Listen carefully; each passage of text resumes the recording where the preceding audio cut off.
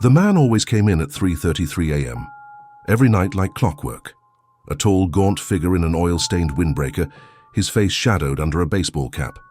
He'd grab the same thing, a stale coffee left on the burner too long, and a lottery ticket. Never spoke. Just slid. The fluorescent lights buzzed like angry hornets as I wiped down the 7-Eleven counter for what felt like the 100th time that night. Graveyard shifts were always creepy, but this one felt different somehow. The air was too still, like the whole world was holding its breath. That's when the door chimed, right on schedule, 3:33 a.m. He shuffled in like he did every night, that same gaunt man in the oil-stained windbreaker. His baseball cap shadowed his face, but I could swear his eyes glittered in the unnatural store lighting. Same routine, lukewarm coffee from the burnt pot, one lottery ticket from the machine near the door. But tonight, when he placed the ticket on the counter, my blood turned to ice. The numbers were already scratched off. Winner, $666,000. Hey man, I laughed nervously, you gotta buy it before you can win it. That's when he looked up. His eyes weren't just dark, they were completely black, like someone had scooped out his pupils and left bottomless pits, and his smile stretched too wide, cracking the corners of his lips like old parchment. I did buy it, he whispered, his voice like dry leaves crunching underfoot. 30 years ago tonight. The register screen flickered violently before settling on $6.66. Behind me, the coffee machine gurgled sickly, spewing thick, dark liquid that smelled like copper and decay. Outside, the streetlights popped one by one, plunging the parking lot into perfect darkness. I fumbled for my phone, no signal. The security monitors showed nothing but static snow. All while that damn lottery ticket sat between us, the winning numbers seeming to pulse under the fluorescent lights. Tap, tap, tap. His long fingernail drummed against the ticket, and with each tap, the store changed. The walls cracked and yellowed, like old newspaper. The refrigerators fogged up with thick grime, their contents rotting before my eyes. The worst part. The security monitor behind me now showed my reflection, but aged decades, my face gaunt and haunted, still trapped behind this godforsaken counter. You don't remember yet? The man crooned, tilting his head at an unnatural angle. But you will, you always do. Then he slid the ticket toward me. Your turn. The moment my fingers brushed that paper, the memories flooded in like a dam breaking. My first night working here, the night he gave me the ticket.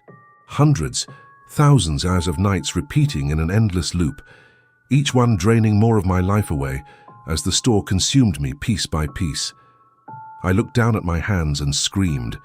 They were his hands, gnarled, veined, speckled with age spots, and when I looked up in horror, I saw myself, my young, terrified face, standing across the counter where the customer should be.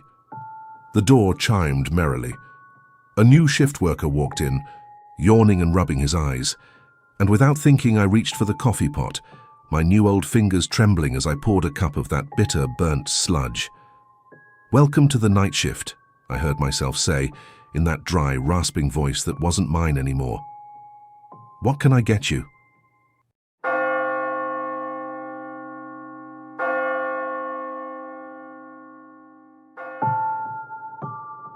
The 7-Eleven's AC was broken again, making the store feel like a sauna at 2:47 a.m. I wiped sweat from my brow as another customer left, the door chiming that stupid little tune. Just one more hour until my shift ended. One more hour of pretending, not to see the meth heads stuffing their pockets and listening to old Mr. Perkins rant about government microchips in the Slurpees. Then she walked in. The woman moved like a broken marionette, her limbs jerking at unnatural angles. Rainwater dripped from her hospital gown, forming Rorschach patterns on the tile. When she placed a single banana and a pregnancy test on the counter, I noticed three things. Her wrists were bound in gauze, stained yellow and red. She had no reflection. In the security mirror, the pregnancy test box was covered in what looked like tooth marks. Apple Pay, she croaked, slapping a cracked iPhone on the scanner. The terminal beeped, declined. She tried again. This time the screen flashed 0.00 approved. Before printing a receipt, Except it wasn't a receipt. It was an ultrasound image of me, curled in a fetal position inside what looked like a 7-Eleven cooler. "Mom, I think there's been a mist." Her head snapped up. Where her eyes should have been were just voids. Not empty sockets, not black pupils. Literal holes through her skull, showing the snack aisle behind her. The lights flickered. When they stabilized, she was gone. But the pregnancy test remained. Against every survival instinct screaming in my skull, I picked it up. The plastic casing was warm, pulsing. Before I could stop myself, I peeled open the box. Inside wasn't a test strip. It was a finger, a human finger, severed at the knuckle, the nail painted the same shade of pink as my own manicure. At its tip, my name was tattooed in tiny cursive letters. The security monitors erupted with static before displaying 12 different camera angles of the store. Except in every feed, I was the one in the hospital gown, shuffling down aisles. With that jerky gait, the register printed another receipt, transaction complete payment method, apple pie amount due. 1 Suli ran for the door. It was locked. My phone showed no service. Behind me, the pregnancy test started beeping. That's when the coolers opened, not the doors, the backs of them peeling away like wet cardboard to reveal endless tunnels of pulsating flesh. The Slurpee machine gurgled, spewing thick, bloody syrup. And from the bathroom hallway, I heard wet footsteps dragging closer. The security feeds now showed the store from impossible angles, through the eyes of the security cameras themselves, from inside. The microwave. Even a warped fisheye view from inside my own mouth as I screamed. The final monitor displayed live footage of the parking lot, where a woman in a 7-Eleven vest, my vest, was unlocking a bicycle, completely unaware of the thing standing behind, her with a box cutter glinting in the fluorescent light. The last thing I saw before the bathroom door creaked open was the pregnancy test display lighting up with a single word: positive.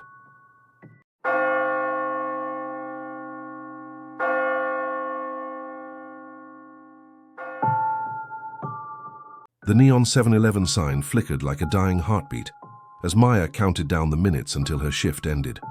2 more hours.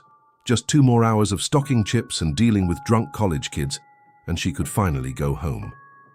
That's when the rule whispered through her mind again. Never let the last customer leave after midnight, she scoffed. Stupid urban legend, probably just some old manager's way of making sure employees didn't slack off. Then the door chimed. 2:58 a.m. A woman stood in the entrance, her hospital gown hanging loosely off her thin frame. Her bare feet left faint red smears on the tile.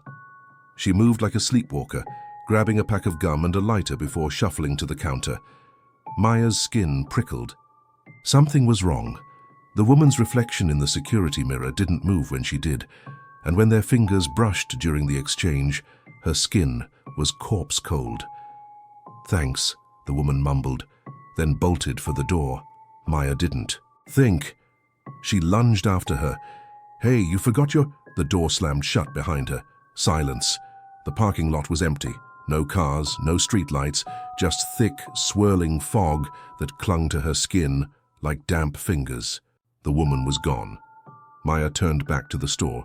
Her breath caught.